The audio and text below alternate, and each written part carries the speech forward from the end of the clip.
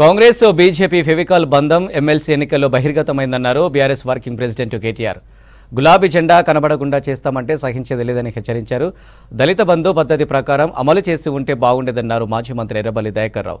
కేసీఆర్ నాయకత్వంపై ప్రజల్లో విశ్వాసం ఉందన్నారు మాజీ మంత్రి సత్యవతి రాథోడ్.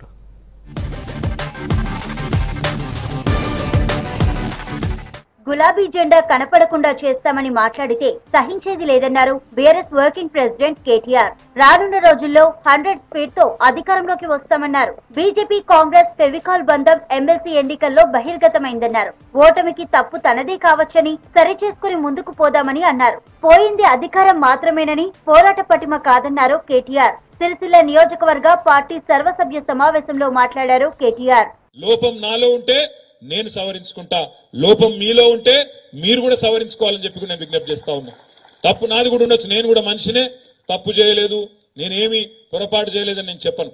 ఉంటాయి లోటుపాట్లు, పొరపాట్లు మనిషి అన్నాక ఉంటాయి. బీజేపీకి చెక్ పెట్టాలి అంటే ఇక్కడున్న మా మిత్రులందరూ నేను కోరేది ఒకటే, ఇవాళ కాంగ్రెస్ పార్టీతో సాధ్యం కాదు. కాంగ్రెస్ పార్టీలో ఆ శక్తి లేదు. రేవంత్ రెడ్డికి సీఎం కుర్చీ కేసీఆర్ పెట్టిన భిక్ష అన్నారు మాజీ మంత్రి హరీష్ రావు. కాంగ్రెస్ నేతలు ప్రజలకు అబద్దాలు చెప్పి అధికారంలోకి వచ్చారని విమర్శించారు. 6 నెలలు ఆగితే ప్రజలు బీఆర్ఎస్ కే ఓట్లేస్తారన్నారు. మెదక్ అసెంబ్లీ నియోజకవర్గ కార్యకర్తల సమావేశంలో పాల్గొన్నారు హరీష్ రావు. అంటే వాళ్ళ నోటికి మొక్కాలిగా అన్ని రకాల అబద్దాలు చెప్పే ప్రయత్నం చేసింది. ఇవాళ విషయాలు అర్థమవుతున్నాయి, ఒకటొకటిగా ప్రజలకు అర్థమవుతున్నాయి. మనం చాలా కష్టపడ్డ పార్టీ మనది. కానే కాదు రానే రాదన్న తెలంగాణ తెచ్చిన కేసీఆర్ మనతో ఉన్నాడు కాదా? ఇవాళ నమ్మిందా కేసీఆర్ తెలంగాణ తెస్తా అంటే? కేసీఆర్ తెలంగాణ తెచ్చింది కనుకనే ఈ రేవంత్ రెడ్డి అంటే ఇలా ముఖ్యమంత్రి అయింది, లేకపోతే నేను అవుతుండే ఆంధ్రప్రదేశ్ లో. అది కేసీఆర్ పెట్టిన భిక్ష కదా. దళిత బంధు పథకం ఓ పద్ధతి ప్రకారం ఇస్తే బాగుండేదన్నారు మాజీ మంత్రి ఎర్రబెల్లి దయాకర్ రావు. ఒక్క పథకంతో మిగతా వాళ్లు కూడా కావాలని డిమాండ్ చేశారన్నారు. దీంతో ప్రజల్లో బీఆర్ఎస్ పై వ్యతిరేకత వచ్చిందని చెప్పారు.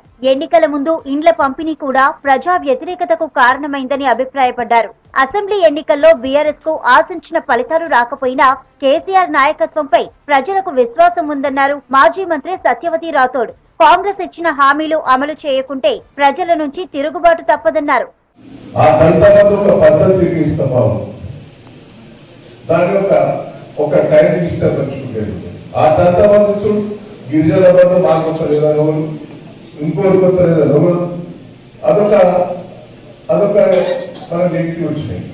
ఇల్లు కూడా నేను చాలా సందర్భంగా మాట్లాడుతున్నాను. అంటే ఉన్నాయి ప్రభుత్వం మీద కొన్ని నిర్ణయాల్లో కూడా కొంత లోపాలు ఉండొచ్చు, మన నాయకులలో కొన్ని లోపాలు ఉండొచ్చు.